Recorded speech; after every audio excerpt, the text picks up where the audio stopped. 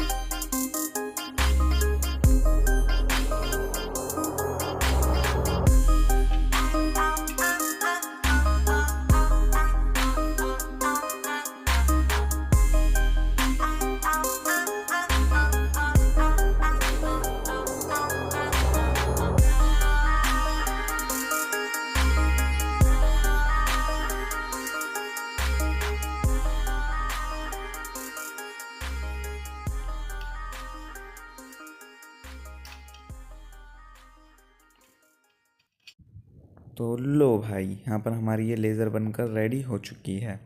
तो आप लोग देख सकते हो ये किस तरीके से ब्लिंक कर रही है।